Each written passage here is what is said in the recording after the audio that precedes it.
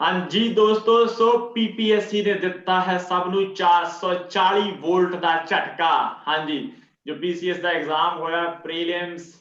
GS plus CSAT, so दोनों ही exam ਦੇ ਵਿੱਚ ਲੈਵਲ ਕੁਝ ਵੱਖਰਾ ਹੀ ਸੀਗਾ ਜੋ ਐਕਸਪੈਕਟ ਕਰਕੇ ਗਏ ਸੀਗੇ। ਠੀਕ ਹੈ, ਚਾਹੇ ਜਿਹੜਾ ਵੀ ਕੈਂਡੀਡੇਟ ਜਿਹੜੇ ਵੀ ਐਸਪੀਰੈਂਟਸ ਤਿਆਰੀ ਕਰ ਰਹੇ ਸੀ ਜਿਸ ਲੈਵਲ ਦਾ ਐਕਸਪੈਕਟ ਕਰਕੇ ਗਏ ਸੀ ਉਸ ਤੋਂ ਕਿਤੇ ਜ਼ਿਆਦਾ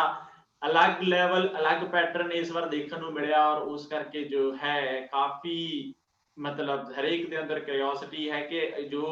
किस तरीके नाल इस एग्जाम ਨੂੰ देखा जाए। सो ये एग्जाम के बारे गल करन दे लई ਇਹਦੇ बारे ही रिएक्शन देने दे लई आपां अज जो है साडे नाल एक स्पेशल गेस्ट मौजूद ने। ठीक है, सो तुहानूं लैके चलांगे गेस्ट तो और पहला थोड़ा मैं ये गल कर लीए कि इस जो अज की वीडियो है ਇਹਦੇ दौरान आपां एक ਤਾਂ अपने जो गेस्ट है इन्हां नाल गल करांगे, इन्हां कोलों समझांगे कि किस तरीके दे नाल जो है इस एग्जाम नूं देखिया ना जाना चाहिए, इहदा डिफिकल्टी लैवल की सीगा। ओके, किस एस्पैक्ट दे विच चेंज आए, सानूं किवें कट ऑफ एक्सपैक्ट करनी चाहिए है अगे दे लई और अगले एग्जाम्स दे लई सानूं इहदे विचों की हिंट मिलदा वा। ओके, सो उस तो इलावा होर जो है कुछ हल्के फुल्के पल भी शेयर करांगे साडे गेस्ट दे नाल। सो लेट मी वेलकम जो साडे गेस्ट ने साडे गेस्ट ने समृद्धि राणा। और समृद्धि राणा के बारे दस दईए कि समृद्धि राणा जो है काफी देर तो पीसीएस प्रैपरेशन या सिविल सर्विस प्रैपरेशन दे विच है। ठीक है, सो लास्ट टाइम भी इन्हां जो है इंटरव्यू स्टेज तक गए सीगे। ठीक है, प्रीलिम्स दे विचों इन्हां दे जिहड़े सीगे 307 307 मार्क्स सीगे, कट ऑफ तो किते उत्ते, कट ऑफ जो है लास्ट टाइम 292 सीगी। सो समृद्धि अज साडे नाल मौजूद ने और इस तो इलावा यूपीएससी का भी मेन्स लिख चुके ने। राइट, सो समृद्धि बहुत बहुत स्वागत है तुहाडा। Thank you. सो समृद्धि किस तरीके नाल लग्या तुहानू पहला अपना देख के, मतलब what was your first reaction after seeing the paper? पहला तो मैं एक गल क्लीयर करदा कि मतलब मैं तैयारी तो करती रही हाँ बट ऑफ कोर्स पेपर इन्ना सब्जैक्टिव सीगा। सो मैं ये तो नहीं कह सकती कि मेरा ओपीनियन ही मतलब एक स्टैंडर्ड ओपीनियन होना। सो हर किसी का अपना हो सकता है बट मतलब जिन मेरी लिमिटेड जिन्नी नॉलेज है अबाउट दिस तो मतलब फर्स्ट रिएक्शन तो मेरा यही सी कि इट वाज नॉट पिछले पिछले एंड उन्ना ईजी या जे ਉਹਨਾਂ ਨੂੰ ਤੁਸੀਂ ਈਜ਼ੀ ਕਹੋਗੇ ਤਾਂ ਉਹਦੇ ਵਰ this time. So it was definitely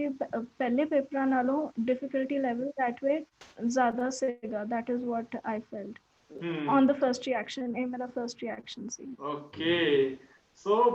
और ਤੁਸੀਂ ਆਪਣੇ ਆਲੇ ਦੁਆਲੇ ਵੀ ਜੋ ਐਗਜ਼ਾਮ ਤੋਂ ਬਾਅਦ ਵੀ ਦੇਖਿਆ ਹੋਣਾ ਵਾ। ਠੀਕ ਹੈ, ਸੋ ਬਾਕੀ ਜੋ ਐਸਪੀਰੈਂਟ ਸੀਗੇ, ਬਾਕੀ ਜੋ ਕੈਂਡੀਡੇਟ ਸੀਗੇ, ਉਹਨਾਂ ਦਾ ਕੀ ਰਿਐਕਸ਼ਨ ਆ ਰਿਹਾ ਸੀ, ਕਿਹੋ ਕਿਹੋ ਜਿਹੀਆਂ ਗੱਲਾਂ ਉੱਥੇ ਸੁਣਨ ਨੂੰ ਮਿਲ ਰਹੀਆਂ ਸੀਗੀਆਂ? आई थिंक पेपर तो बाद ਤਾਂ ਕਈ ਬੱਚੇ ਜਿਹੜੇ ਹੋਰ ਕੋਈ यूपीएससी ਦੀ ਤਿਆਰੀ ਕਰਦੇ ਹੋਣੇ ਇੱਕ ਅੱਧੇ ਨੂੰ ਮੈਂ ਇਦਾਂ ਵੀ ਸੁਣਿਆ ਸੀ ਕਹਿ ਰਹੇ ਸੀ ਕਿ ਇਹਦੇ ਨਾਲੋਂ ਬੈਟਰ ਤਾਂ ਮੇਰਾ यूपीएससी ਦਾ ਪ੍ਰੀ ਹੋਇਆ ਸੀ। ਬਾਕੀ ਹੋਰ ਇੰਨੀ ਜ਼ਿਆਦਾ ਉਹ ਹੈਪੀਨੈਸ ਸੀ ਤਾਂ ਇੰਨੀ ਨਹੀਂ ਸੀ। ਪੇਪਰ ਟਫ ਸੀਗਾ ਐਂਡ ਉਹ ਸਾਰਿਆਂ ਨੂੰ ਲੱਗ ਰਿਹਾ ਸੀ ਕਿ मतलब इजी तो बिल्कुल नहीं सी। कुछ questions you can say already in exam दे चुके हैं। ठीक है, अलग अलग यूपीएससी भी कई बारी जो है एग्जाम बैठ चुके हैं। सो बाकी अज तक दे तुसी एग्जाम और ये जो पीपीएससी का एग्जाम है इवन जे यूपीएससी भी इंक्लूड कर लो ਤਾਂ ਤੁਸੀਂ ਬਾਕੀਆਂ ਨਾਲੋਂ मतलब किस तरीके ਨਾਲ ਲੱਗਦੇ ਆ? ਕੀ ਤੁਸੀਂ ਇਦਾਂ ਦਾ ਪਹਿਲਾਂ ਐਗਜ਼ਾਮ ਕੋਈ ਦਿੱਤਾ ਤੁਹਾਨੂੰ ਲੱਗ ਰਿਹਾ ਵੀ ਜਾਂ ਨਹੀਂ ਇਹ ਤਾਂ ਬਾਕੀ ਸਾਰਿਆਂ ਨਾਲੋਂ ਅਲੱਗ ਸੀਗਾ, ਕੁਝ ਇਹੋ ਜਿਹਾ ਲੱਗਾ ਤੁਹਾਨੂੰ? ਉਹ ਤਾਂ ਅਲੱਗ ਦਾ ਤਾਂ ਮਤਲਬ ਹਰ ਪੇਪਰ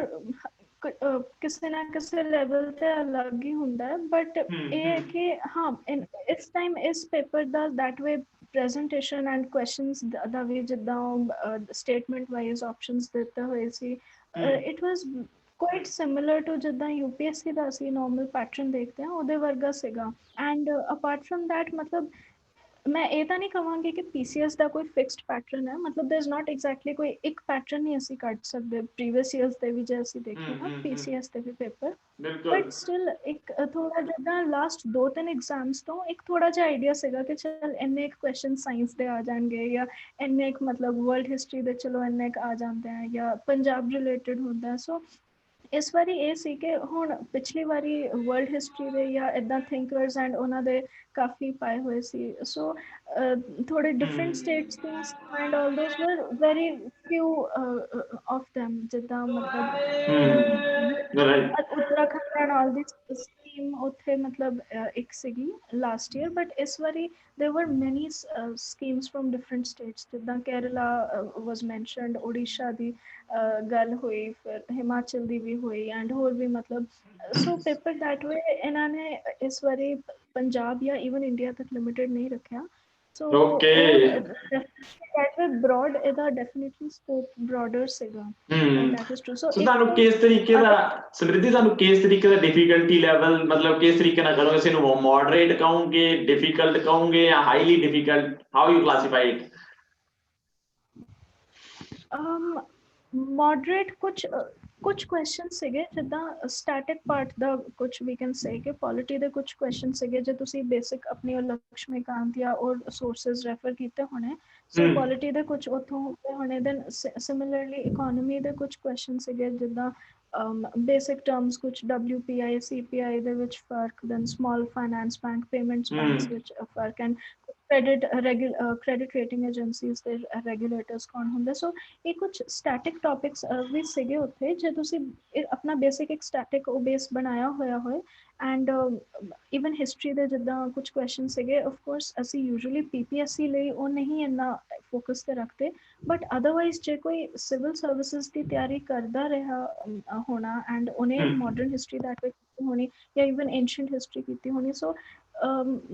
ਫਿਰ ਯੂ نو ਥੋੜਾ ਬ੍ਰੌਡ ਜਿਹਾ ਆਪਣਾ ਸਪੈਨ ਰੱਖ ਕੇ ਆਈ ਕੈਨ ਸੇ ਕਿ ਮੋਡਰੇਟ ਕੁਝ ਕੁਐਸਚਨਸ ਹੋਣੇ ਬਟ ਮੋਸਟਲੀ ਜਿੱਦਾਂ ਫੈਕਚੁਅਲ ਇਨਫੋਰਮੇਸ਼ਨ ਆਪਸ਼ਨਸ ਵਿੱਚ ਕਾਫੀ ਸੀਗੀ ਐਂਡ ਯੂ نو ਇੱਦਾਂ ਵੀ ਨਹੀਂ ਸੀ ਕਿ ਇੱਕ ਅੱਧਾ ਕੋਈ ਤੁਹਾਨੂੰ ਜੋ ਆਪਸ਼ਨ ਐਲੀਮੀਨੇਟ ਹੋ ਜਾਏ ਬਿਲਕੁਲ ਕਾਫੀ ਮਤਲਬ ਬਹੁਤ ਫੈਕਚੁਅਲ ਡਿਟੇਲ ਸੀ ਫਰਾਂਸ ਜਿਹੜਾ ਹੈਗਾ ਵਾ ਉਹ ਕਿੰਨੇ ਪਰਸੈਂਟ ਗ੍ਰੇਪਸ ਜਿਹੜੇ ਐਕਸਪੋਰਟ ਕਰਦਾ ਵਾ ਇਟਸ ਲਾਈਕ ਰੇਅਰ ਥਿੰਗ ਹੈ ਨਾ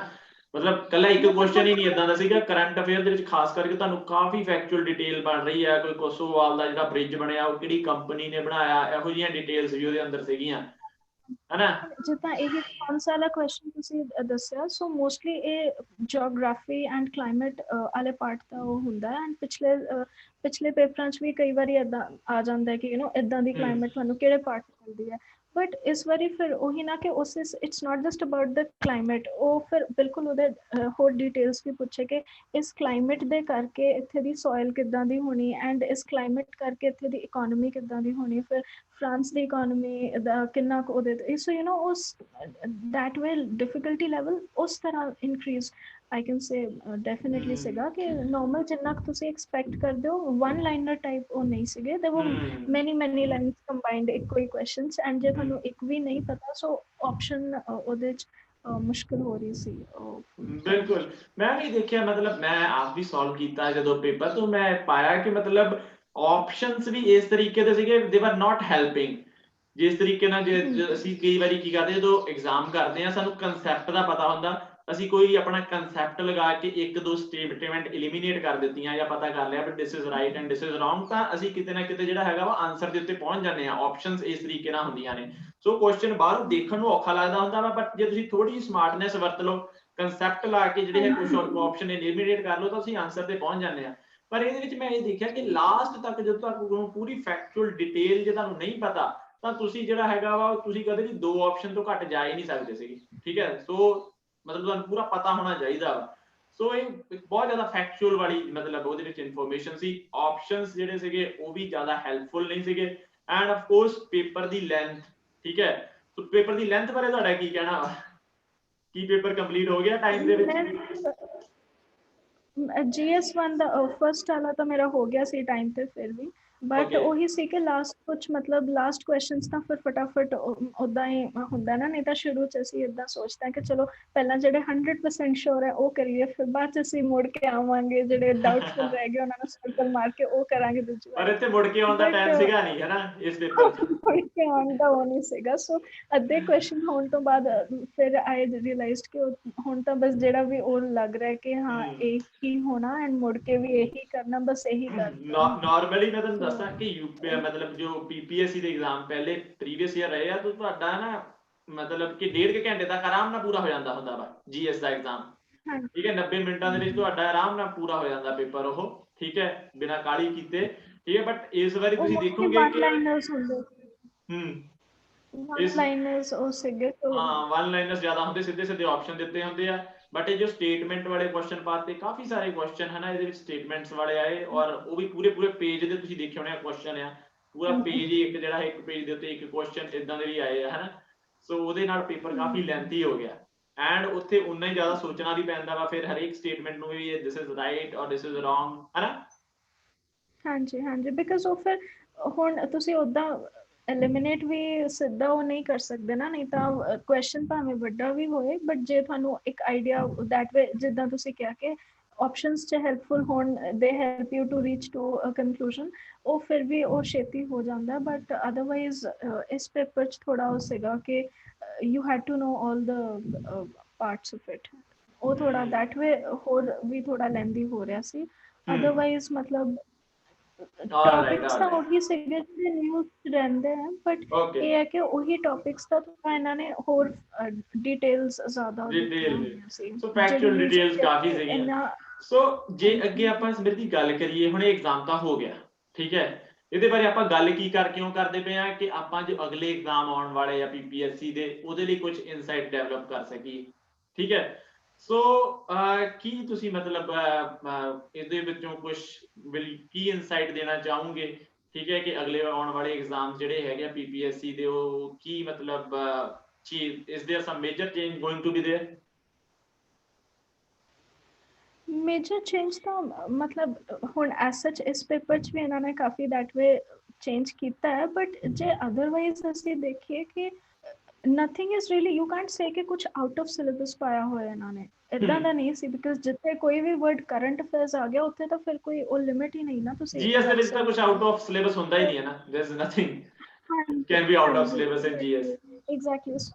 ਹਾਂਜੀ, ਸੋ ਮਤਲਬ ਅਦਰਵਾਈਜ਼ ਵੀ ਜੇ ਅਸੀਂ ਹੋਰ ਵੀ ਪੇਪਰ ਦੇਖੀਏ PPSC ਦੇ, ਤਾਂ ਮੇਰੇ ਫਰੈਂਡਸ ਨੇ ਵੀ ਮੈਨੂੰ ਦੱਸਿਆ ਸੀ ਕਿ ਉਹਨਾਂ ਨੇ ਹੋਰ ਪੇਪਰਾਂ ਦਾ ਵੀ ਇਦਾਂ ਹੀ ਥੋੜਾ ਦੈਟ ਵੇ ਡਿਫਿਕਲਟੀ ਲੈਵਲ ਵਧਾ ਰਹੇ ਸੀ। ਸੋ ਮੈਂ ਤਾਂ ਮਤਲਬ I can only suggest this thing ਕਿ ਤੁਸੀਂ ਜਿਹੜਾ ਵੀ ਤੁਹਾਡਾ ਸਟੈਟਿਕ ਸੋਰਸ ਹੈ ਐਟਲੀਸਟ ਉਹਨੂੰ ਪੱਕਾ ਰੱਖਿਓ, so that if nothing else at least ਕੋਈ ਨਾ ਕੋਈ ਆਪਸ਼ਨ ਉਹਦੇ ਚੋਂ ਐਲੀਮੀਨੇਟ ਕਰਨਾ ਈਜ਼ੀ ਹੋ ਜਾਏ। 4 ਦੀ ਜਗ੍ਹਾ ਜੇ 3 ਆਪਸ਼ਨਸ ਰਹਿ ਜਾਣ, 3 ਦੀ ਜਗ੍ਹਾ 2 ਆਪਸ਼ਨਸ ਰਹਿ ਜਾਣ, ਉਨੀ ਹੈਲਪ ਵੀ ਕਈ ਵਾਰ ਕਾਫੀ ਹੁੰਦੀ ਹੈ। ਸਹੀ ਸਮ੍ਰਿਤੀ, ਤੁਸੀਂ ਪ੍ਰਿਡਿਕਟ ਨਹੀਂ ਕਰ ਸਕਦੇ। ਸੋ ਉਹ ਹੈ ਕਿ ਥੋੜਾ ਤੁਹਾਨੂੰ ਆਪਣਾ ਐਂਡ ਪ੍ਰੈਕਟਿਸ ਕਰਨੀ ਪਏਗੀ ਆਪਸ਼ਨ ਐਲੀਮੀਨੇਸ਼ਨ ਦੀ। ਸੋ ਜੇ ਤੁਸੀਂ ਇਫ ਯੂ ਮਤਲਬ ਆਈ ਡੋਂਟ ਸੇ ਕਿ ਤੁਸੀਂ UPSC ਵਰਗੀ ਉਹ ਬਿਲਕੁਲ ਕਰੋ, ਜਿਹੜੇ ਬੱਚੇ ਨਹੀਂ UPSC ਦੀ ਤਿਆਰੀ ਕਰਦੇ ਉਹਨਾਂ ਲਈ it must be very difficult, but ਇਹੀ ਹੈ ਕਿ ਹੁਣ ਤੁਸੀਂ ਜੇ ਥੋੜੀ ਜਿਹੀ ਪ੍ਰੈਕਟਿਸ ਦੈਟ ਵੇ ਕੁਝ UPSC ਟਾਈਪ ਦੇ ਕੁਐਸਚਨਸ ਹੋਣੇ ਇਨ ਦੈਟ ਸਟਰਕਚਰ, ਕਿ ਨਾ ਸਟੇਟਮੈਂਟਸ ਦਿੱਤੀਆਂ ਹੋਈਆਂ ਐਂਡ ਆਪਸ਼ਨਸ ਉਹਨਾਂ ਵਿੱਚੋਂ, ਜਾਂ ਜੇ ਵਨ ਲਾਈਨਰਸ ਵੀ ਹੋਣ ਤਾਂ ਐਟਲੀਸਟ ਜਿੱਦਾਂ ਕੁਝ ਕਰੰਟ ਅਫੇਅਰਸ ਦੈਟ ਵੇ ਤੁਹਾਨੂੰ you will have to be more regular, ਕਿ ਮਤਲਬ ਤੁਸੀਂ ਹੁਣ ਇਹਨੂੰ ਇੱਦਾਂ 3 ਮੰਥਸ ਦੀ ਤਿਆਰੀ ਵਾਂਗ ਨਹੀਂ ਉਹ ਟਰੀਟ ਕਰ ਸਕਦੇ ਕਿ ਚਲੋ ਨੋਟੀਫਿਕੇਸ਼ਨ ਆਈ ਹੁਣ ਅਸੀਂ ਪੜ੍ਹਨਾ ਸ਼ੁਰੂ ਕਰੀਏ। ਇਹ ਵੀ ਤੁਹਾਨੂੰ ਸੌਰਟ ਆਫ ਇੱਕ ਤਰ੍ਹਾਂ ਦੀ ਫੁੱਲ ਟਾਈਮ ਉਹ ਤਿਆਰੀ ਰੱਖਣੀ ਪਏਗੀ ਕਿ ਰਾਈਟ ਬਿਲਕੁਲ। ਸਮ੍ਰਿਤੀ, ਜਿਸ ਤਰੀਕੇ ਨਾਲ ਤੁਸੀਂ ਇਹ ਗੱਲ ਕਹੀ ਆ ਹਨਾ ਕਿ ਵੀ ਆਪਾਂ ਕੁਝ ਵੀ ਇਹ ਨਹੀਂ ਕਹਿ ਸਕਦੇ ਕਿ ਹਨਾ ਕੁਝ, ਇਨਫੈਕਟ ਮੇਰੀ ਆਪਣਾ ਵੀ ਇਹ ਮੰਨਣਾ ਵਾ ਵੀ ਆਪਾਂ ਜਦੋਂ ਕਿਸੇ ਪੇਪਰ ਦੇ ਵਿੱਚੋਂ, ਖਾਸ ਕਰਕੇ GS ਦੇ ਪੇਪਰ ਦੇ ਵਿੱਚੋਂ ਹਨਾ ਕੁਝ ਪੈਟਰਨ ਲੱਭਣ ਦੀ ਕੋਸ਼ਿਸ਼ ਕਰਦੇ ਆ ਹਨਾ, ਤਾਂ we are doing harm to ourselves, ਠੀਕ ਹੈ। ਅਸੀਂ ਜਿੱਥੇ ਵੀ ਸੋਚਦੇ ਹਾਂ ਵੀ ਕੋਈ ਪੈਟਰਨ ਹੋਏਗਾ, ਪੈਟਰਨ ਦੇ ਹਿਸਾਬ ਦੇ ਨਾਲ ਆਏਗਾ, ਪਰ ਇਹਨਾਂ ਚੀਜ਼ਾਂ ਦੀ ਖਾਸ ਗੱਲ ਇਹ ਹੁੰਦੀ ਆ ਪੇਪਰਾਂ ਮਤਲਬ ਜੋ ਇਹਨਾਂ ਪੇਪਰਾਂ ਨੂੰ ਡਿਫਿਕਲਟ ਬਣਾਉਂਦੇ ਆ GS ਦੇ ਪੇਪਰ ਨੂੰ, ਕਿਉਂਕਿ GS ਦੀ ਵਾਸਟਨੈਸ ਬਹੁਤ ਜ਼ਿਆਦਾ ਵਾ ਹਨਾ। ਸੋ ਇਸ ਚੀਜ਼ ਨੂੰ ਕੀ ਡਿਫਿਕਲਟ ਜੋ ਬਣਾਉਂਦੀ ਆ, ਉਹ ਬਣਾਉਂਦੀ ਇਹਦੀ ਅਨਪ੍ਰੈਡਿਕਟੇਬਿਲਿਟੀ, ਠੀਕ ਹੈ। ਜਿੱਦਾਂ ਇਸ ਵਾਰੀ ਤੁਸੀਂ ਦੇਖੋ ਕਿ ਇਹ ਕਰੰਟ ਅਫੇਅਰ ਦੇ 31 ਕੁਐਸਚਨਸ ਆਏ ਆ, ਠੀਕ ਹੈ, ਆਲਮੋਸਟ ਹੈ ਨਾ, there can be some changes. और ਉਸ ਤੋਂ ਇਲਾਵਾ ਇਕਨੋਮੀ ਦੇ ਦੇਖੋ ਤੁਸੀਂ ਕਿੰਨੇ ਕੁਐਸਚਨ ਆਏ ਆ, ਇਕਨੋਮੀ ਦੇ ਆਈ ਥਿੰਕ 21 ਦੇ ਅਰਾਊਂਡ ਕੁਐਸਚਨ ਆਏ ਆ, ਠੀਕ ਹੈ। ਐਂਡ ਜਦ ਕਿ ਦੇਖੋ ਸਾਇੰਸ ਦੇ ਕੁਐਸਚਨ ਉਹ ਸਿਰਫ 2 ਹੀ ਕੁਐਸਚਨ, 2-3 ਕੁਐਸਚਨ ਸਾਇੰਸ ਦੇ ਆਏ ਹੋਏ ਆ, ਓਕੇ। ਸੋ ਜੇ ਅਸੀਂ ਹੁਣ ਅੱਗੇ ਤੋਂ ਇਦਾਂ ਕੁਝ, ਅਕਸਰ ਸਟੂਡੈਂਟ ਇਹ ਗਲਤੀ ਕਰ ਜਾਂਦੇ ਆ ਕਿ ਹਾਂ ਵੀ ਹੁਣ ਸਿਰਫ ਕਰੰਟ ਅਫੇਅਰ ਦੇ ਵੱਲ ਹੋ ਜਾਓ, ਛੱਡੋ ਸਾਇੰਸ ਨੂੰ, ਸਾਇੰਸ ਦੇ ਤਾਂ 2 ਹੀ ਕੁਐਸਚਨ ਆਏ ਆ, ਰਾਈਟ। ਇੱਕ ਪੇਪਰ ਨੂੰ ਦੇਖ ਕੇ ਜਾਂ ਇਸ ਤਰੀਕੇ ਨਾਲ ਕਰਕੇ ਉਹ ਬੱਚੇ ਉਸ ਜਿਹੜੀ ਹੈ ਆਪਣੀ ਜਿਹੜੀ ਕਹਿ ਲਓ ਕਿ ਇੱਕ ਤਿਆਰੀ ਨੂੰ ਮਿਸਗਾਈਡ ਕਰ ਲੈਂਦੇ ਆ, ਰਾਈਟ। ਕਰੰਟ ਅਫੇਅਰ ਦੇ ਉੱਤੇ ਫੋਕਸ ਕਰੋ, ਰਾਈਟ। ਹੁਣ ਕਰੰਟ ਅਫੇਅਰ ਦੇ ਵਿੱਚ ਵੀ ਤੁਸੀਂ ਦੇਖੋ, ਅਗਰ ਆਪਾਂ ਕਰਨਾ ਸ਼ੁਰੂ ਵੀ ਕਰ ਦਈਏ ਉਸ ਤਰੀਕੇ ਦਾ ਕਰੰਟ ਅਫੇਅਰ, ਤਾਂ ਕਰੰਟ ਅਫੇਅਰ ਦੇ ਵਿੱਚ ਜਿੰਨੀ ਫੈਕਚੁਅਲ ਇਨਫੋਰਮੇਸ਼ਨ ਆਈ ਆ, ਓਕੇ, ਤਾਂ ਕੋਈ ਐਂਡ ਨਹੀਂ ਹੈ, ਉਹਦਾ ਕੋਈ ਉਹ ਐਂਡ ਹੀ ਕਦੇ ਨਹੀਂ ਹੈ। ਮੁੱਕ ਬਿਲਕੁਲ ਨਹੀਂ ਸਹੀ, ਸਕਦੀ। ਬਿਲਕੁਲ ਸਹੀ ਹੈ। ਤੁਸੀਂ ਕਿੰਨੀ ਫੈਕਚੁਅਲ ਇਨਫੋਰਮੇਸ਼ਨ ਇਕੱਠੀ ਕਰ ਲਓਗੇ, ਤੁਸੀਂ ਕੁਝ ਕਨਸੈਪਟ ਪਤਾ ਲੱਗ ਗਿਆ, ਠੀਕ ਹੈ, that is a right thing, okay, ਉਹਦੇ ਰਿਲੇਟਡ ਕਨਸੈਪਟ ਦੇ ਨਾਲ ਤੁਸੀਂ ਕਰ ਲਿਆ। ਪਰ ਜੇ ਤੁਸੀਂ ਫੈਕਚੁਅਲ ਇਨਫੋਰਮੇਸ਼ਨ ਕਰਦੇ ਜਾਓਗੇ, ਔਰ ਉਹ ਵੀ ਇੰਨੀ ਡੈਪਥ ਵਾਲੀ ਇਨਫੋਰਮੇਸ਼ਨ, ਹੈ ਨਾ, ਕਿ ਅਲੱਗ, ਜਿੱਦਾਂ ਤੁਸੀਂ ਦੇਖਿਆ ਕਿ ਫਰਾਂਸ ਜਿਹੜਾ ਹੈਗਾ ਵਾ ਕਿੰਨੇ ਪਰਸੈਂਟ ਜਿਹੜਾ ਹੈਗਾ ਵਾ ਉਹ ਗ੍ਰੇਪਸ ਐਕਸਪੋਰਟ ਦੇ ਵਿੱਚ ਹੈਗਾ, ਇਸ ਤਰੀਕੇ ਦੀ ਇਨਫੋਰਮੇਸ਼ਨ, ਠੀਕ ਹੈ। ਹੋਰ ਵੀ ਤੁਸੀਂ ਦੇਖੋ ਕਿ ਬਹੁਤ ਜ਼ਿਆਦਾ ਡਾਟਾ ਇਦਾਂ ਅਲੱਗ-ਅਲੱਗ ਤੁਹਾਨੂੰ ਮਿਲਦਾ ਵਾ, ਠੀਕ ਹੈ। ਸੋ ਉਹ ਚੀਜ਼ ਕਰਨੀ, ਮਤਲਬ ਇੱਕ ਤਰ੍ਹਾਂ ਜੇ ਸਟੂਡੈਂਟ ਉਸ ਸਾਈਡ ਨੂੰ ਚਲੇ ਜਾਣ, ਠੀਕ ਹੈ, ਸੋ ਉਹ ਮੈਨੂੰ ਲੱਗਦਾ ਕਿ ਉਹਨਾਂ ਦੀ ਤਿਆਰੀ ਨੂੰ ਮਿਸਗਾਈਡ ਕਰ ਦਊਗਾ। ਤੁਸੀਂ ਕੀ ਸੋਚਦੇ ਸੀ ਮੈਂ ਇਹਦੇ ਬਾਰੇ ਤਾਂ what I can say is ਕਿ ਜਿੱਦਾਂ ਹੁਣ ਅਸੀਂ, ਮੈਂ ਤਾਂ UPSC ਦੀ ਤਿਆਰੀ ਕਰ ਰਹੀ ਹਾਂ ਨਾਲ ਦੀ ਨਾਲ, ਸੋ ਥੋੜਾ ਮੈਨੂੰ that way ਹੁਣ what helped me was ਕਿ ਅਨਪ੍ਰੈਡਿਕਟੇਬਿਲਿਟੀ ਨੂੰ ਤੁਸੀਂ ਕਿੱਦਾਂ ਘਟਾ ਸਕਦੇ ਹੋ। ਇੱਕ ਤਾਂ ਤੁਹਾਨੂੰ ਇਹ ਹੈ ਕਿ ਆਪਣੀ ਰੀਡਿੰਗ ਥੋੜੀ ਵਾਸਟ ਰੱਖੋ, ਜਾਂ ਜਿਹੜੇ ਵੀ ਟੌਪਿਕਸ ਤੁਸੀਂ ਪੜ੍ਹ ਰਹੇ ਹੋ, ਜਿੱਦਾਂ ਜਿਓਗ੍ਰਾਫੀ ਕਰ ਰਹੇ ਹੋ, ਸੋ ਸਪੋਜ਼ ਤੁਸੀਂ GC ਲੌਂਗ ਤੋਂ ਜੇ ਕਲਾਈਮੇਟ ਵਾਲਾ ਐਂਡ ਉਹ ਵਾਲਾ ਟੌਪਿਕ ਕਰ ਰਹੇ ਹੋ, ਸੋ ਮੇਨ ਥਿੰਗ ਇਸ ਕਿ ਤੁਸੀਂ ਉਹਨੂੰ ਪੜ੍ਹਦੇ ਹੋਏ ਸਿਰਫ ਫੈਕਚੁਅਲ ਇਨਫੋਰਮੇਸ਼ਨ ਵਾਂਗ ਉਹਨੂੰ ਮੇਨਸ ਤੇ ਪੇਪਰ ਵਾਂਗ ਜਿੱਦਾਂ ਤੁਸੀਂ ਉਹ ਕਰੋਗੇ ਨਾ ਕਿ ਇਸ ਟੌਪਿਕ ਚੋਂ ਮੈਨੂੰ ਇਸ ਪਾਰਟ ਦੀ ਉਹੀ ਜਿੱਦਾਂ ਮਤਲਬ ਪੋਲਿਟੀ ਬਾਰੇ ਕੀ ਪਤਾ ਲੱਗਦਾ, ਇਕੋਨਮੀ ਬਾਰੇ ਕੀ ਪਤਾ ਲੱਗਦਾ, ਸੋਸਾਇਟੀ ਬਾਰੇ ਕੀ ਪਤਾ ਲੱਗਦਾ, ਤੁਸੀਂ ਜੇ ਥੋੜੀ ਜਿਹੀ ਪੜ੍ਹਦੇ ਹੋਏ ਆਪਣੀ ਥਿੰਕਿੰਗ ਦੈਟ ਵੇ ਉਹ ਕਰੋ। ਸੋ ਕਈ ਵਾਰੀ what happens is ਕਿ ਕਈ ਆਪਸ਼ਨਸ ਤੁਹਾਨੂੰ ਇੱਕ ਆਈਡੀਆ ਨਾਲ ਉਹ ਐਲੀਮੀਨੇਟ ਹੋ ਸਕਦੇ ਆ। ਹੁਣ ਫॉर एग्जांपल ਮੈਂ ਇਹਦਾ ਆਨਸਰ ਤਾਂ ਨਹੀਂ ਅਜੇ ਚੈੱਕ ਕੀਤਾ ਕੀ ਸੀ, ਬਟ ਜਿੱਦਾਂ ਫਰਾਂਸ ਦਾ ਤੁਸੀਂ ਕਹਿ ਰਹੇ ਹੋ, ਮੈਂਸ਼ਨ ਕੀਤਾ ਕਿ 90% ਉਹਨਾਂ ਦਾ ਐਕਸਪੋਰਟ ਇਸ ਫੀਲਡ 'ਚ ਹੈਗਾ। ਸੋ ਦਿਸ ਇਜ਼ ਇਹ ਕਈ ਵਾਰੀ ਇੱਕ ਆਈਡੀਆ ਦੀ ਵੀ ਗੱਲ ਹੋ ਜਾਂਦੀ ਹੈ ਦੈਟ ਜੇ ਤੁਸੀਂ ਉੱਥੇ ਕੁਛ ਵੀ ਇੱਥੇ for example France the actually ਕਾਫੀ ਜ਼ਿਆਦਾ ਉੱਥੇ ਜਿਹੜਾ ਵਾਈਨ ਐਂਡ ਉਹ ਸਾਰੇ ਪ੍ਰੋਡਕਟਸ ਮੈਡੀਟੇਰੇਨੀਅਨ ਕਲਾਈਮੇਟ ਤੋਂ ਰਿਲੇਟਡ ਹੈ, ਉੱਥੇ ਕਾਫੀ ਉਹ ਕੰਮ ਹੁੰਦਾ ਹੈ। ਸੋ ਇੱਕ ਤਰ੍ਹਾਂ ਦਾ ਜੇ ਤੁਸੀਂ ਆਈਡੀਆ ਲਾਓ ਤਾਂ ਗੱਲ ਬਸ ਇੰਨੀ, you do know for one thing, ਇੱਕ ਗੱਲ ਤਾਂ ਡੈਫੀਨੇਟਲੀ ਪਤਾ ਹੋਣੀ ਕਿ ਫਰਾਂਸ ਐਂਡ ਜਰਮਨੀ ਇਹ ਸਾਰੇ ਸਟੇਟਸ ਦੀ ਇੱਥੇ ਸ਼ੇਅਰ ਇਹਨਾਂ ਦਾ ਕਾਫੀ ਵੱਡਾ ਹੈ। ਬਟ ਹੁਣ ਗੱਲ ਬਸ ਇੱਥੇ ਤੱਕ ਆ ਜਾਂਦੀ ਕਿ ਉਹ ਸਕੇਲ 90% ਤੱਕ ਹੋ ਸਕਦਾ ਹੈ ਕਿ ਥੋੜਾ ਘੱਟ ਹੋਣਾ ਜਾਂ ਥੋੜਾ ਵੱਧ ਹੋਣਾ, ਕੀ ਹੋਣਾ, ਸੋ ਸਕੇਲ ਦਾ ਤੁਹਾਨੂੰ ਡੇਟਾ ਦਾ ਐਕਚੁਅਲ ਆਪਣੇ ਅੰਦਰ ਉਹਦਾ ਕੋਈ ਮੀਨਿੰਗ ਨਹੀਂ ਹੈ, but it just helps you get N idea ਕਿ ਇਹਦਾ ਸਕੇਲ ਕਿੰਨਾ ਹੋ ਸਕਦਾ ਹੈ। ਜੇ ਉਹੀ ਗੱਲ ਕਹਿ ਲਓ ਕਿ 20% ਹੁੰਦਾ ਤਾਂ ਆਪਾਂ ਡੈਫੀਨਿਟਲੀ ਉਹਨੂੰ ਰੌਂਗ ਕਰ ਸਕਦੇ ਸੀਗੇ, ਹੈ ਨਾ। ਐਗਜ਼ੈਕਟਲੀ, ਮਤਲਬ ਉਹੀ ਹੈ ਕਿ ਥੋੜਾ ਤੁਸੀਂ ਆਪਣੇ ਵੱਲੋਂ ਇਹ ਕਰ ਸਕਦੇ ਹੋ ਕਿ ਪੜ੍ਹਦੇ ਹੋਏ ਕੋਈ ਵੀ ਟੌਪਿਕ ਹੋਏ, ਹੁਣ ਜਿੱਦਾਂ ਪੈਟਰਨ ਦਾ ਜਿੱਦਾਂ ਤੁਸੀਂ ਕਿਹਾ ਕਿ ਕੋਈ ਪੈਟਰਨ ਇੱਕ ਫਿਕਸਡ ਨਹੀਂ ਹੋ ਸਕਦਾ। ਹੁਣ ਪਿਛਲੀ ਵਾਰੀ ਵੀ ਅਸੀਂ ਮਤਲਬ ਆਫਟਰ ਪੇਪਰ ਕਹਿ ਰਹੇ ਸੀ ਬੱਚੇ ਕਿ ਇੰਨੇ ਥਿੰਕਰਸ ਵਾਲੇ ਵੀ ਪਾਏ ਹੋਏ ਕੁਐਸਚਨਸ, ਪਹਿਲਾਂ ਇੰਨੇ ਨਹੀਂ ਆਉਂਦੇ ਸੀ ਥਿੰਕਰਸ ਵਾਲੇ ਐਂਡ ਮਤਲਬ ਹੋਰ ਵੀ ਦੀਸ ਥਿੰਗਸ। ਸੋ ਇੱਦਾਂ ਦਾ ਕੁਝ ਵੀ ਪਾ ਸਕਦੇ ਹਨ ਐਜ਼ ਅ ਸਟੂਡੈਂਟ। ਤੁਹਾਡੀ ਇੰਨੀ ਉਹ ਹੋ ਸਕਦੀ ਹੈ ਡਿਊਟੀ ਕਿ ਚਲੋ ਤੁਸੀਂ ਆਪਣੇ ਵੱਲੋਂ ਸਾਰਾ ਉਹ ਪੜ੍ਹ ਲਓ ਫਰਮ ਦਿਸ ਪੁਆਇੰਟ ਕਿ ਮੈਨੂੰ ਕਨਸੈਪਟ ਇਹਦੇ ਕਲੀਅਰ ਹੋਣ। ਹੁਣ ਅੱਗੇ ਕੁਐਸਚਨ ਕਿੱਦਾਂ ਦਾ ਆਉਂਦਾ ਹੈ, ਅਨਪ੍ਰੈਡਿਕਟੇਬਿਲਿਟੀ ਉਦੋਂ ਹੀ ਘੱਟ ਹੋ ਸਕਦੀ ਹੈ ਵੈਨ ਤੁਹਾਡਾ ਨੌਲੇਜ ਬੇਸ ਥੋੜਾ ਯੂ ਹੈਵ ਸਟੱਡੀਡ ਹਾਰਡ, ਇੰਨਾ ਤੁਸੀਂ ਪੜ੍ਹਿਆ ਹੋਇਆ ਐਂਡ ਯੂ ਆਰ ਕੌਨਫੀਡੈਂਟ ਕਿ ਹਾਂ ਇਸ ਟੌਪਿਕ ਤੋਂ ਜਾਂ ਪੋਲਿਟੀ ਤੋਂ ਕੁਛ ਆ ਜਾਏ, ਇਕੋਨਮੀ ਦਾ ਐਟਲੀਸਟ ਇਹ ਬੇਸਿਕ ਪਾਰਟ ਮੈਨੂੰ ਪਤਾ ਹੈ, ਡਿਫਰੈਂਟ ਬੈਂਕਸ ਵਿੱਚ ਕਿੰਨਾ ਫਰਕ ਹੈ ਐਂਡ ਲੋਨਸ ਕਿੱਦਾਂ ਕਿਹੜੇ ਟਾਈਪ ਦੇ ਹੁੰਦੇ। ਦੈਨ ਅਗੇਨ ਇੰਟਰਨੈਸ਼ਨਲ ਆਰਗੇਨਾਈਜੇਸ਼ਨਸ ਪਿਛਲੀ ਵਾਰੀ ਕਾਫੀ that way one liner type information ਸੀਗੀ ਕਿ ਇਹਦਾ ਨੇਮ ਕਿਹਨੇ ਦਿੱਤਾ ਜਾਂ ਇੱਕ ਹੈਡਕੁਆਟਰ ਜਾਂ ਐਨੀਥਿੰਗ ਲਾਈਕ ਦੈਟ। ਬਟ ਇਸ ਵਾਰੀ ਜਿੱਦਾਂ ਇਹਨਾਂ ਨੇ WTO ਦਾ ਵੀ ਇਸ਼ੂ ਤਾਂ ਮੋਸਟਲੀ ਉਹੀ ਚੱਲ ਰਿਹਾ ਸੀ ਕਿ ਇਹਦਾ ਐਪੀਲੇਟ ਟ੍ਰਿਬਿਊਨਲ ਐਂਡ ਉਹ ਸਾਰਾ ਸੀਨ ਸੀਗਾ, ਬਟ ਇਹਨਾਂ ਨੇ ਕੁਐਸਚਨ ਉੱਥੇ ਪਾਇਆ ਜਿਹੜਾ ਇੰਡੀਆ ਮੋਡ 4 ਦੀ ਗੱਲ ਕਰਦਾ, ਸੋ ਉਹ ਮੋਡ 4 ਕਿਉਂ ਕਰਦਾ ਹੈ ਐਂਡ ਦੋਸ ਥਿੰਗਸ। ਸੋ ਇਹੀ ਹੈ ਕਿ ਦੇ ਮੇਬੀ ਦੇ ਵਾਂਟ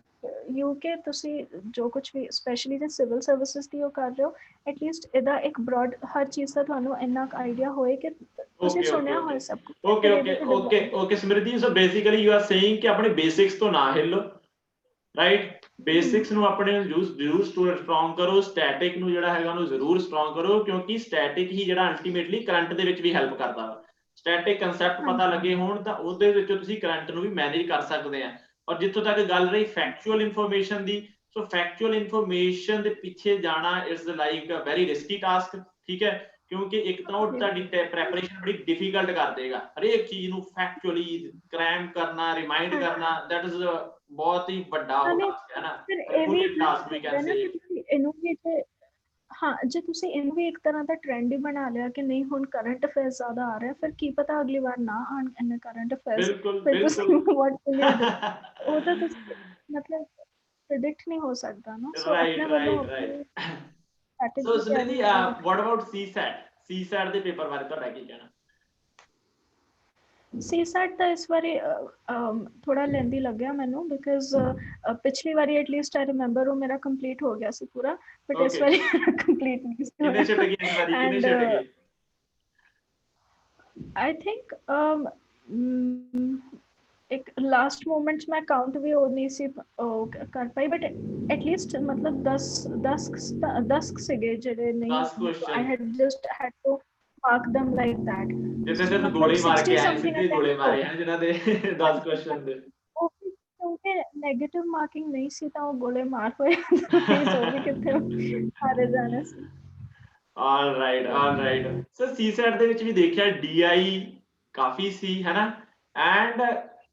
ਜ਼ਿਆਦਾ ਮਿਹਨਤ ਵਾਲੀ ਸੀਗੀ, ਇਨਫੈਕਟ ਕਿ ਮਤਲਬ ਇਹ ਨਹੀਂ ਕਿ ਇੱਕ DI ਦਿੱਤੀ ਆ ਉਹਦੇ ਵਿੱਚ 5 ਕੁਐਸਚਨ ਆ, ਹਨਾ, ਇਸ ਤਰੀਕੇ ਦਾ ਕੋਈ ਸੀਗਾ ਨਹੀਂ, ਇੱਕ ਦੋ ਦਿੱਤੀ ਆ ਉਹਦੇ ਅੰਦਰ ਹਰੇਕ ਦੇ ਅੰਦਰ 2 ਕੁਐਸਚਨ ਆ, ਸੋ ਉਹਦੇ ਨਾਲ ਵੀ ਕਾਫੀ ਲੈਂਥੀ ਹੋ ਗਿਆ ਪੇਪਰ, ਹਨਾ, ਲੈਂਥੀ ਹੋ ਗਿਆ, ਬਿਕਾਜ਼ ਹੁਣ ਸਾਨੂੰ ਔਨ ਦਾ ਸਪੌਟ ਉੱਥੇ ਜੱਜ ਕਰਨਾ ਔਖਾ ਹੁੰਦਾ ਹੈ ਕਿ ਹੁਣ ਇੰਨੀ ਵੱਡੀ ਮਤਲਬ ਇਹ ਗ੍ਰਾਫ ਨੂੰ ਪੂਰਾ ਕਰਕੇ ਇਹਦਾ ਉਹ ਵੀ ਕੱਢੋ, ਨਾਲ ਫਿਰ ਕੁਐਸਚਨਸ ਵੀ ਸਰ ਦੋ ਹੁਣ, ਸੋ ਹੁੰਦਾ ਕਿ ਹੁਣ ਇਹਨੂੰ ਕਰੋ ਜਾਂ ਇਹਨੂੰ ਛੱਡੋ, ਕੋਈ ਹੋਰ ਕੁਐਸਚਨ ਅੱਗੇ ਇਵਨ ਪਜ਼ਲ ਵੀ ਬਹੁਤ ਵੱਡੀਆਂ ਆਈਆਂ ਸੀ ਉਹਦੇ ਅੰਦਰ, ਇੱਕ ਤਾਂ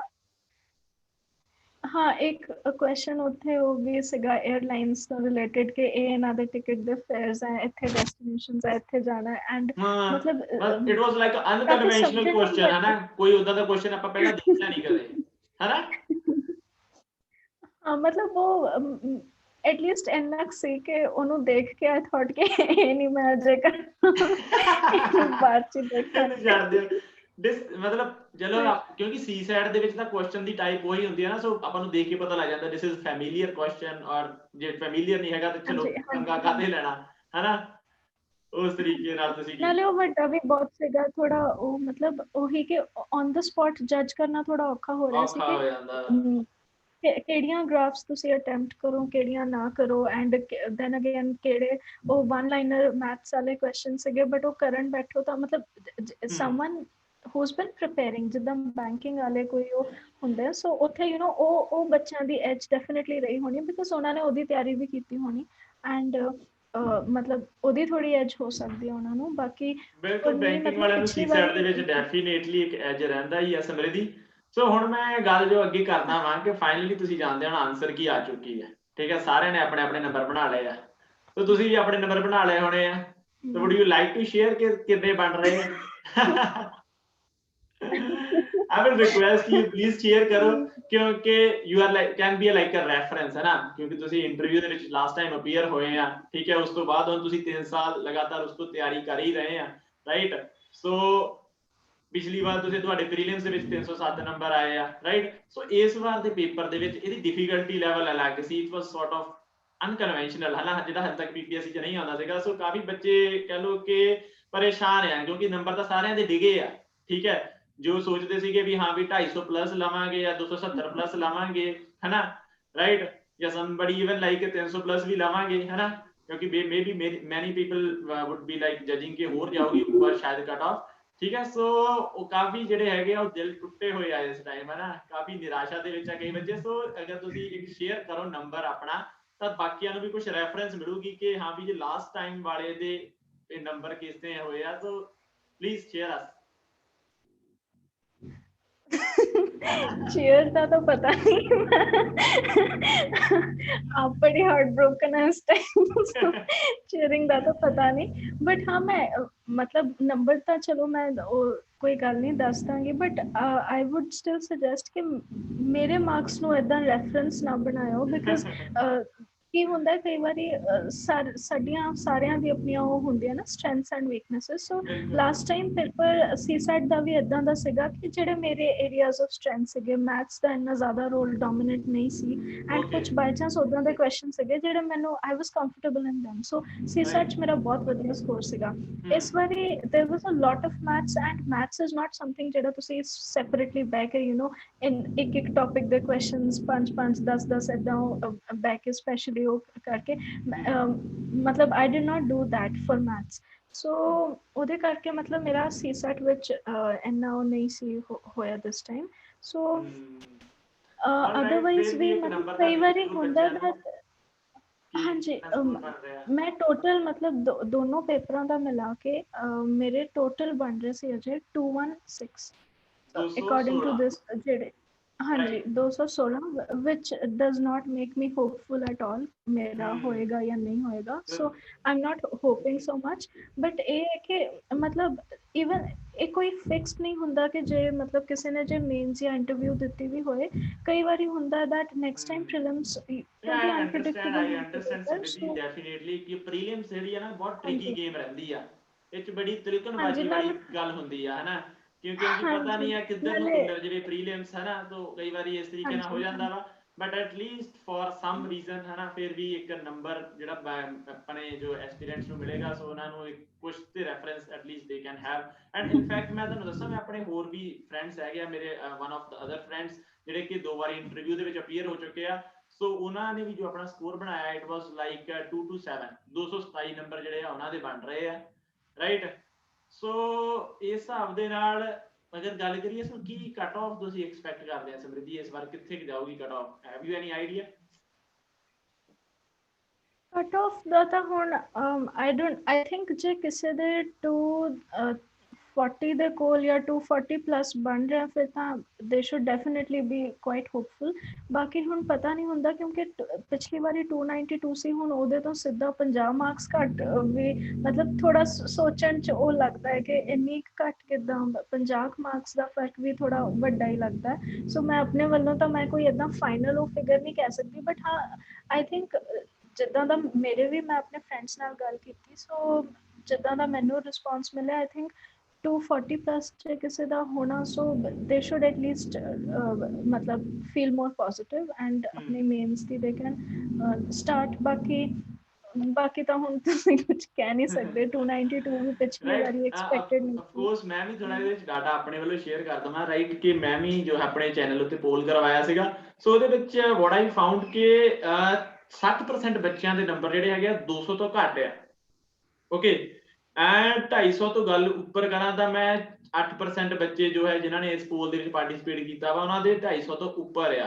ਸੋ ਮੈਂ ਥੋੜਾ ਇਹਨੂੰ ਇਹਨਾਂ 240 ਦੇ ਤਾਂ ਨਹੀਂ ਜੱਜ ਕਰਦਾ ਜੇ ਮੈਂ ਕੱਟ ਆਫ ਕਰਦਾ ਵਾਂ ਮੈਨੂੰ ਲੱਗਦਾ ਕਿਤੇ 210 ਪਲੱਸ ਮਾਈਨਸ 10 ਇੰਨਾ ਕੁ ਮੈਂ ਰੱਖੂੰਗਾ ਵੇਰੀਐਂਸ ਕਿ 210 ਦੇ ਆਸ-ਪਾਸ ਜਾਂ ਪਲੱਸ ਮਾਈਨਸ 10 ਇਹਦੇ ਉੱਤੇ ਹੋ ਸਕਦਾ ਵਾ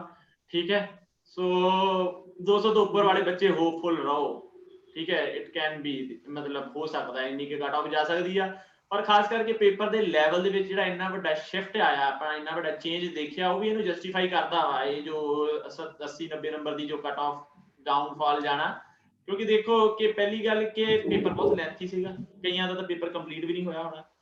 ਔਰ ਦੂਸਰੀ ਗੱਲ ਠੀਕ ਹੈ ਅਗਰ ਗੱਲ ਕਰਾਂ ਕਿ ਪੇਪਰ ਦੀ ਜਿਹੜੀ ਉਹ ਕਹਿ ਲਓ ਕਿ ਕੁਐਸਚਨ ਜਿਹੜੇ ਸੀਗੇ ਕਾਫੀ ਫੈਕਚੁਅਲ ਸੀਗੇ ਬਹੁਤ ਜ਼ਿਆਦਾ ਫੈਕਟ ਕੀਤੇ ਸੀਗੇ। ਹੁਣ ਇਹਦੇ ਫੈਕਚੁਅਲ ਇਨਫੋਰਮੇਸ਼ਨ ਆਉਂਦੀ ਆ ਉੱਥੇ ਜਿਹੜੇ ਵੈਟਰਨ ਹੁੰਦੇ ਆ ਠੀਕ ਹੈ ਜਿਨ੍ਹਾਂ ਨੇ ਬਹੁਤ ਦੇਰ ਤੋਂ ਸਟੱਡੀ ਕੀਤੀ ਹੁੰਦੀ ਆ ਹਨਾ ਓਕੇ ਕਾਫੀ ਦੇਰ ਦਾ ਤਿਆਰੀ ਹੈ ਤੁਹਾਡੀ ਕਾਫੀ ਦੇਰ ਦੀ ਤਿਆਰੀ ਹੈ ਸੋ ਉਹ ਵੀ ਜਿਹੜੇ ਉੱਥੇ ਮਾਤ ਖਾ ਜਾਂਦੇ ਉਹਨਾਂ ਦੇ ਪਸੀਨੇ ਛੁੱਟ ਜਾਂਦੇ ਆ ਕਿਉਂਕਿ ਯਾਰ anybody cannot remember so much factual data okay and third thing ਜੋ ਗੱਲ ਕਰਾਂਗੇ ਜੋ ਜਿੱਦਾਂ ਆਪਾਂ ਆਲਰੇਡੀ ਗੱਲ ਕਰ ਚੁੱਕੇ ਹਾਂ ਕਿ ਜੋ ਆਪਸ਼ਨਸ ਸੀਗੇ ਉਹ ਵੀ ਹੈਲਪਫੁਲ ਨਹੀਂ ਸੀਗੇ ਇਹ ਨਹੀਂ ਕਿ ਤੁਸੀਂ ਕਨਸੈਪਟ ਲਾ ਕੇ ਇੱਕ ਆਪਸ਼ਨ ਐਲੀਮੀਨੇਟ ਕਰ ਲਿਆ ਤਾਂ ਤੁਹਾਡਾ ਆਨਸਰ ਆ ਗਿਆ ਕਿਤੇ ਨਾ ਕਿਤੇ ਹਨਾ ਕੋਈ ਸਾਰੀਆਂ ਚੀਜ਼ਾਂ ਦੇਖ ਕੇ ਮਤਲਬ ਉਦਾਂ ਦੇ ਬਸ 2-3 ਕੁਐਸਚਨਸ ਹੋਣੇ ਅਦਰਵਾਈਜ਼ ਤਾਂ ਮੋਸਟਲੀ ਲੈਂਦੀ ਸੀਗੇ ਆਪਸ਼ਨਸ। ਬਾਕੀ ਇਹ ਹੈ ਕਿ ਆਈ ਥਿੰਕ ਜੇ ਅਸੀਂ ਉਹ ਵਾਲਾ ਪਾਰਟ ਮਤਲਬ ਥੋੜੀ ਦੇਰ ਲਈ if we just ignore the fact ਕਿ ਪਿਛਲੀ ਕੱਟ ਆਫਸ ਕਿੰਨੀਆਂ ਗਈਆਂ ਜੇ ਉਹ ਵਾਲਾ ਮਤਲਬ ਮੈਂ ਪਿਛਲੀ ਕੱਟ ਆਫਸ ਨੂੰ ਇਗਨੋਰ ਕਰਾਂ ਫਿਰ ਆਈ ਕੈਨ ਮੇਬੀ ਸੇ ਕਿ ਹਾਂ ਥੋੜਾ ਮੇਬੀ ਘੱਟ ਹੋ ਸਕਦੀ ਆ ਹੋਰ ਘੱਟ ਹੋਣੀ ਬਟ ਇੱਥੇ ਇਹ ਵੀ ਸਾਨੂੰ ਇੱਕ ਗੱਲ ਵੀ ਹੈਵ ਟੂ ਰਿਮੈਂਬਰ ਕਿ ਨੈਗੇਟਿਵ ਮਾਰਕਿੰਗ ਨਹੀਂ ਸੀ, ਸੋ ਥੋੜਾ ਇਹ ਹੁੰਦਾ ਕਿ ਉਹਦੇ ਕਰਕੇ ਵੀ ਸਕੋਰ ਓਵਰਆਲ ਥੋੜੀ ਕੱਟ ਆਫ ਹਾਈ ਰਹਿੰਦੀ ਹੈ due to no negative marking. And secondly ਕਈ ਬੱਚੇ ਡੈਫੀਨਿਟਲੀ ਜਿਨ੍ਹਾਂ ਦੀ ਸੀਸੈਟ ਵਿੱਚ ਐਜ ਹੋਣੀ ਜਾਂ ਜਿਹੜੇ ਬੈਂਕਿੰਗ ਦੀ ਹੋਰ ਤਿਆਰੀ ਕਰ ਰਹੇ ਹੋਣੇ, ਉਹਨਾਂ ਨੂੰ ਤਾਂ ਡੈਫੀਨਿਟਲੀ ਥੋੜੀ ਐਜ ਮਿਲੀ ਹੋਣੀ, ਸੋ ਉਹਦੇ ਕਰਕੇ ਵੀ ਥੋੜਾ ਵੀ ਕੈਨ ਐਕਸਪੈਕਟ ਕਿ ਕੱਟ ਆਫ ਹਾਇਰ ਸਾਈਡ ਤੇ ਰਹਿ ਸਕਦੀ ਹੈ। ਸੋ ਆਈ ਐਮ ਨਾਟ ਰੀਅਲੀ ਸ਼ੋਰ, ਮਤਲਬ 200 ਜਾਂ 210 ਤੱਕ ਤਾਂ ਮੈਂ ਪਤਾ ਨਹੀਂ, ਬਟ ਥੋੜਾ ਹਾਂ ਘੱਟ ਡੈਫੀਨਿਟਲੀ। ਕਿਉਂਕਿ ਬੈਂਕਿੰਗ ਵਾਲਿਆਂ ਨੂੰ ਜੇ ਸੀਸੈਟ ਦੇ ਵਿੱਚ ਕਿਤੇ ਨਾ ਕਿਤੇ ਐਡਵਾਂਟੇਜ ਹੋਗੀ ਨਾ, ਤਾਂ ਉਹਨਾਂ ਨੂੰ ਜੀਐਸ ਦੇ ਵਿੱਚ ਬਹੁਤ ਵੱਡੀ ਡਿਸਐਡਵਾਂਟੇਜ ਵੀ ਹੋਣੀ ਹੈ, ਕਿਉਂਕਿ ਪੇਪਰ ਦਾ ਜੋ ਹਿਸਾਬ ਦਾ ਸੀਗਾ ਨਾ ਪੇਪਰ, ਠੀਕ ਹੈ, ਸੋ ਉਹ ਸ਼ਾਇਦ ਬੈਂਕਿੰਗ ਜੀਐਸ ਜਿਹੜਾ ਹੈਗਾ ਵਾ ਉਹਦੇ ਕਿਤੇ ਨੇੜੇ ਤੇੜੇ ਵੀ ਨਹੀਂ ਸੀਗਾ, ਸੋ ਕਿਤੇ ਨਾ ਕਿਤੇ ਇਹ ਗੱਲ ਬੈਲੈਂਸ ਵੀ ਕਰ ਹਾਂਜੀ, ਦਿੰਦੀ ਬਟ ਆ। ਇਹ ਹੈ ਕਿ ਉੱਥੇ ਸੀਸੈਟ ਤੇ 2.5 ਮਾਰਕਸ ਹੁੰਦੇ ਹੈ ਐਂਡ ਇੱਥੇ ਜੀਐਸ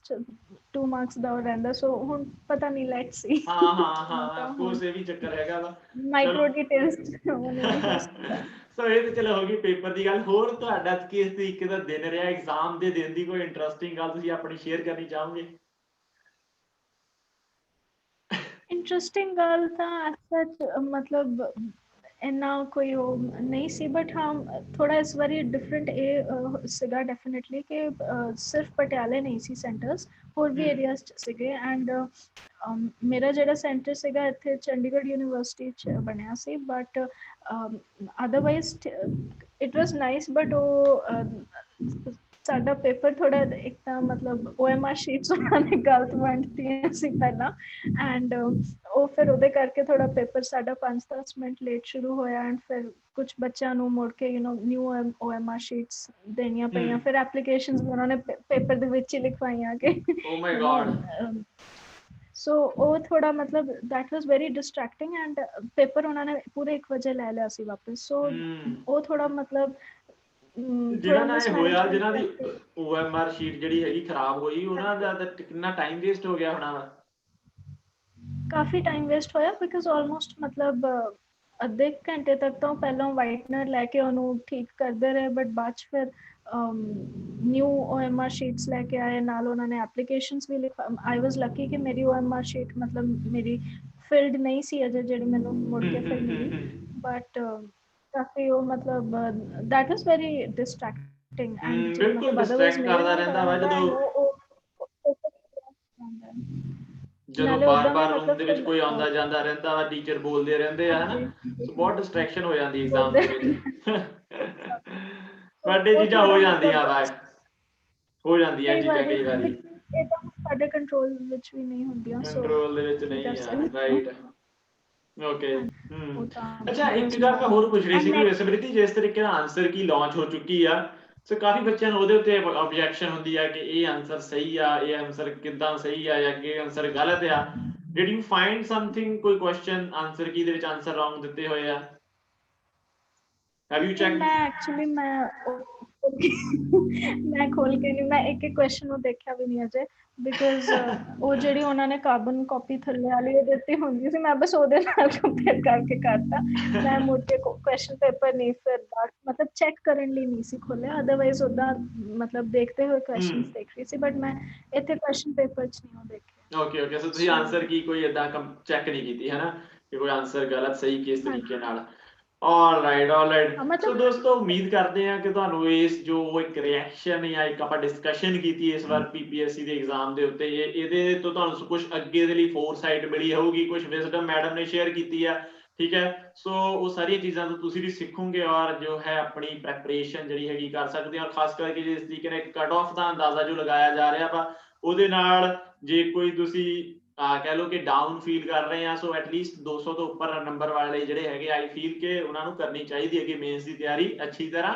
ਠੀਕ ਹੈ, ਓਕੇ। ਐਂਡ ਇਸ ਤਰੀਕੇ ਦੇ ਨਾਲ ਹੀ ਸਾਡੀ ਜੋ ਵੀਡੀਓ ਬਣਾਉਣ ਦਾ ਮੋਟਿਵ ਸੀਗਾ, ਸੋ ਲੱਗ ਜਾਓ ਆਪਣੀ ਤਿਆਰੀ ਦੇ ਵਿੱਚ, ਔਰ ਜੋ ਅੱਗੇ ਐਗਜ਼ਾਮ ਆਉਣੇ ਆ ਉਹਦੇ ਲਈ ਵੀ ਜਿਹੜਾ ਹੈਗਾ ਵਾ ਤੁਸੀਂ ਵਧੀਆ ਤਰੀਕੇ ਨਾਲ ਪੜ੍ਹੋ। ਸੋ ਇਸ ਦੇ ਨਾਲ ਹੀ ਮੈਂ ਬਹੁਤ ਥੈਂਕਸ ਕਰੂੰਗਾ ਸਮ੍ਰਿਤੀ ਮੈਮ ਦਾ, ਔਰ ਸਮ੍ਰਿਤੀ ਤੁਸੀਂ